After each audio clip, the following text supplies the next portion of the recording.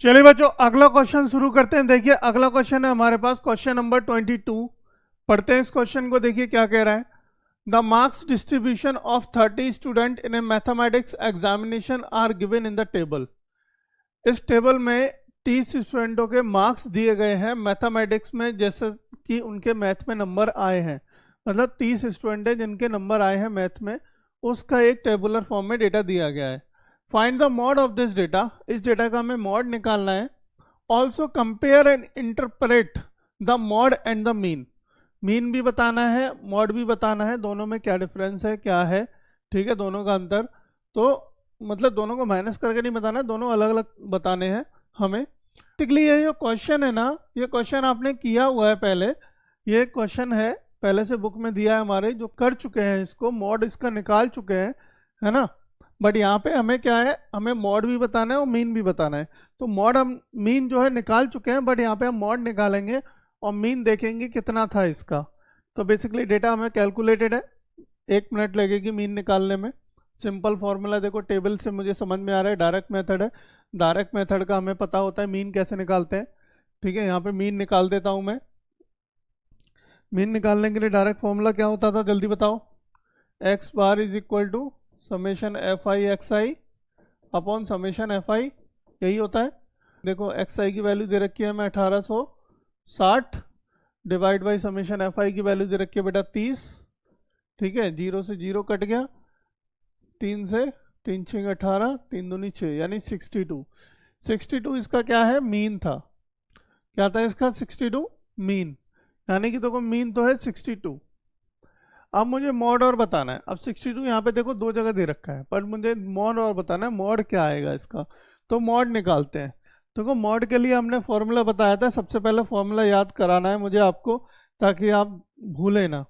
तो मॉड का फॉर्मूला मैं यहाँ लिख देता हूँ, फिर इसकी सारी फ्रिक्वेंसी लिखेंगे। मॉड इज इक्वल टू क्या होता है, एल प्लस ब्रैकेट में F1 माइनस F0 अपॉन, नीचे भी वैसे ही लिखेंगे, F1 माइनस F0, आगे 2 लगाएंगे, माइनस करेंगे सेकंड फ्रिक्वेंसी, मल्टीप्लाई करेंगे h से, ठीक है। ये फॉर्मूला है, ठीक है। अब यहाँ पे फ्रिक्वेंसी की बात करते हैं, मॉडल क्लास। यहाँ मॉडल क्लास कौन सा होगा, जल्दी बताओ देख के।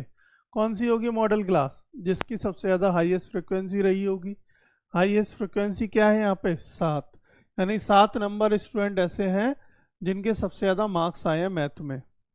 अब देखो यहाँ पे हमें ये तो समझ आ रहा है कि 7 स्टूडेंट ऐसे हैं जिनके नंबर 40 से 55 के बीच आए हैं मैथ में। 40 से 55 के बीच मैथ में नंबर आए हैं, 7 स्टूडेंट हो गए। बट मैं अगर पूछूं आपसे कि नंबर ऑफ स्टूडेंट्स के मैक्सिमम मार्क्स कितने आए हैं, मतलब कितने नंबर ऑफ मैक्सिमम स्टूडेंटों के कितने मैक्सिमम नंबर ऑफ मार्क्स आए हैं। यानी कि अब यहाँ पे मार्क्स अगर मैं एग्जैक्ट पूछूं कि मुझे एग्जैक्ट बताओ कि कितने मैक्सिमम मार्क्स हैं जो सबसे ज़्यादा स्टूडेंटों के आए हैं, सबसे ज़्यादा मार्क्स कौन से नंबर है वो, ठीक है। तो वही मॉड होगा हमारा, यहाँ पे वही मॉड होगा। मॉड निकालते हैं। तो देखिए सबसे पहले हमारे पास यहाँ पे फ्रीक्वेंसी की अगर बात करें तो फ्रीक्वेंसी यहाँ पे क्या है, फ्रीक्वेंसी है बेटा यहाँ पे हमारे पास क्या, ये, यानी F1 हमारी ये है 7, है ना। ये क्या है F1, और इससे पहले की फ्रीक्वेंसी होगी, है ना, और इससे आगे की फ्रीक्वेंसी होगी हमारे पास। इससे पहले क्या है 3, तो 3 क्या हो गई F0, और ये क्या हो गई 6 F2, ठीक है। F1 से पहले प्रीसीडिंग और सक्सीडिंग फ्रीक्वेंसी लेते हैं और प्रीसीडिंग फ्रीक्वेंसी लेते हैं। मॉडल क्लास कौन सी हो गई, 40 से 55, 40 से 55 मॉडल क्लास हो गई। अब यहाँ पे देखो सारी वैल्यूज लिख लेते हैं। पहले हमारे पास क्या क्या चाहिए होता है हमें, एल क्या है, lower limit of the model class. Model class क्या है 40 55, यानी 40 लोअर लिमिट हो गई इसकी, comma H length of the size class interval कितनी है यहाँ पे लेंथ, देखो 40 50 55, यानी कि 15 है, ठीक है, कॉमा F1 कितना है, F1 है हमारे पास 7, F2 कितना है 6 है, F0 कितना है 3 है। यही सारी चीज़ें चाहिए हमें, और ये सारी चीज़ें आप पुट कर दो आप अपने फॉर्मूले में, और आंसर ले आओ। और फॉर्मूला में पुट करते हैं। चलिए देखो, mod is equal to L कितना है बेटा 40 प्लस ब्रैकेट में F1 कितना है 7 माइनस F2 कितना है 6 अपॉन ट्वाइस इंटू F1 कितना है 7 माइनस F1 माइनस F0 कितना है 3। यहाँ गलती कर दी, देखो यही गलतियां नहीं करनी है आपको, है ना। 7 माइनस F1 माइनस F0 कितना है 3 है, तो यहाँ 3 लिखेंगे, है ना। F1 माइनस F0 अपन F1 minus F0 same value लिख दें नीचे ऊपर।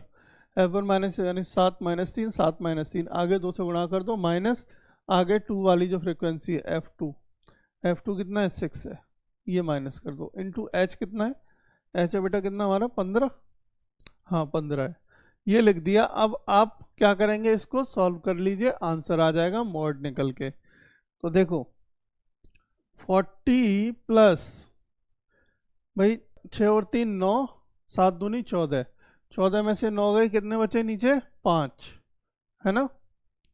और ऊपर कितना बचा, ऊपर बता 4, तो 4/5, ठीक है। मल्टीप्लाई में कितना चल रहा है 15, ठीक है कोई दिक्कत नहीं। अब देखो इसको काट सकते हैं 5 से, 5 तिया 15, इसका मल्टीप्लाई हो जाएगा इधर 4 तिया 12, यानी कि 40 प्लस 12 इसका मतलब 52 क्या आ गया मॉड निकल के कितना आया बेटा 52, ठीक है। आंसर मैच कर रहा है किसी से, बिल्कुल मैच कर रहा है, यानी 62 हमारा मीन हो गया और 42 हमारा मॉड हो गया, यानी कि ऑप्शन नंबर 4 से ही मैच कर रहा है, यानी कि ऑप्शन नंबर 4 हमारा आंसर होगा।